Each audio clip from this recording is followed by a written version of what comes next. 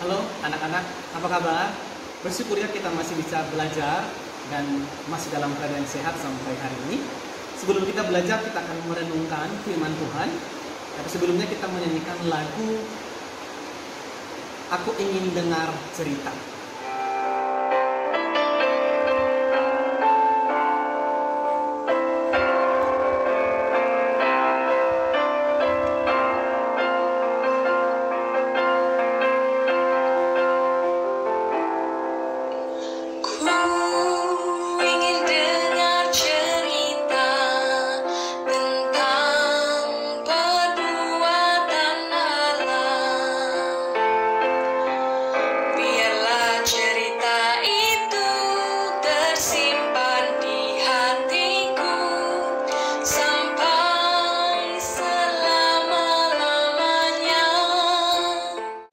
Sebelum kita membaca Alkitab, mari kita bersatu di dalam doa. Tuhan, kami bersyukur karena sudah menolong kami sampai hari ini. Saat ini kami akan belajar dan merenungkan firman Tuhan. Tuhan berkati kami supaya kami mengerti apa yang Tuhan sampaikan kepada kami. Di dalam nama Tuhan Yesus kami berdoa. Amin. Anak-anak, kita buka dari Kisah Para Rasul, pasalnya yang kedua. Ayatnya yang pertama sampai ke-12.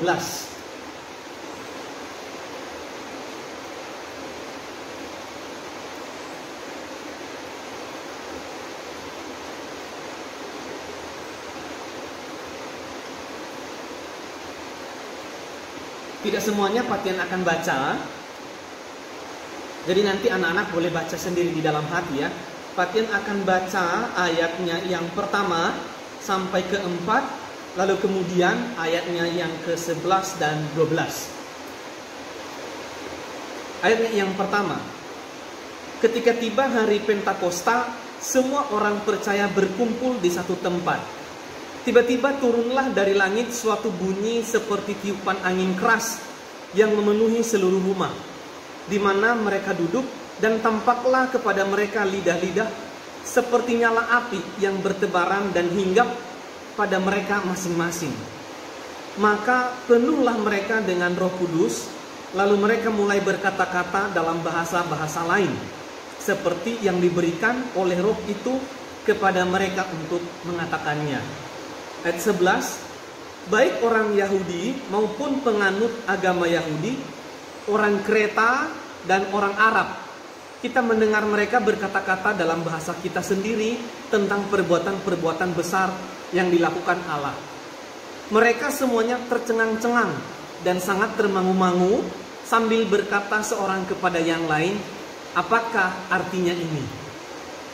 Jadi anak-anak kemarin sudah mendengar di devosi tentang para murid itu menunggu Roh Kudus itu turun, karena memang itu sudah dijanjikan oleh Tuhan Yesus kepada para murid.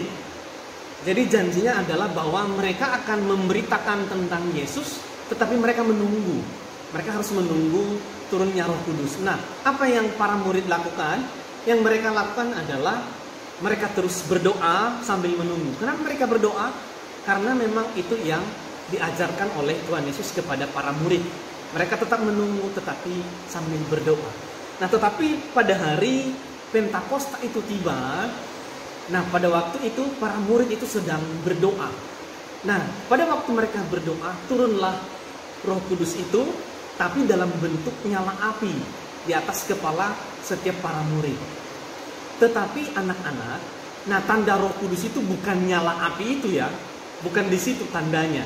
Nah, tanda Roh Kudus itu ada di dalam diri setiap para murid adalah tentang apa yang terjadi dan yang mereka lakukan.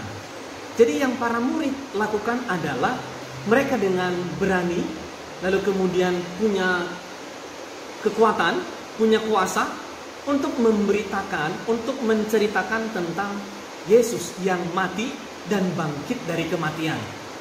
Jadi pada waktu Roh Kudus itu datang di dalam diri setiap para murid, nah akhirnya mereka bisa menceritakan tentang perbuatan-perbuatan Allah itu. Jadi setiap kita, orang yang percaya, nah kalau Roh Kudus ada di dalam diri kita, nah seharusnya kita itu adalah memiliki satu kuasa atau ada kekuatan di dalam diri kita, ada keberanian juga untuk menceritakan tentang Tuhan Yesus kepada orang lain. Berani untuk menceritakan bahwa Tuhan Yesus adalah Tuhan dan Juru Selamat. Berani juga menceritakan bahwa Tuhan Yesus itu sudah mati dan bangkit dari kematian. Jadi kalau Roh Kudus datang di dalam diri setiap orang, tandanya itu bukan yang menjerit-menjerit atau teriak-teriak ya, tetapi tanda bahwa kalau Roh Kudus datang, maka ada sukacita di hati kita untuk memberitakan tentang Tuhan Yesus sebagai Tuhan dan Juru Selamat kita. Kiranya setiap kita dan setiap anak-anak di rumah terus diberikan kekuatan oleh Roh Kudus untuk berani menyampaikan, untuk berani menceritakan tentang Kristus kepada orang lain. Tuhan memberkati anak-anak selama belajar. Fatin berharap anak-anak tetap berdoa, tetap juga menjaga kesehatan, tetap melakukan segala sesuatu sesuai dengan instruksi yang dari sekolah. Jika ada hal-hal yang kadang-kadang anak-anak tidak mengerti, boleh ditanyakan kepada Bapak dan Ibu guru ya, melalui telepon atau melalui SMS atau melalui WhatsApp juga boleh. Kiranya Tuhan memberkati anak-anak selama belajar. Mari kita bersatu di dalam doa. Tuhan, kami sudah mendengarkan firman Tuhan, dan kiranya Tuhan menolong kami untuk terus bertumbuh, melakukan apa yang Tuhan mau kami lakukan dalam hidup kami. Tolong kami, beri kami kekuatan untuk terus berani menceritakan tentang Tuhan kepada sesama kami. Biarlah itu menjadi sukacita dan damai sejahtera bagi kami, setiap kami anak-anak. Ini doa dan permohonan kami. Kami bersyukur dan berdoa di dalam nama Tuhan Yesus. Amin.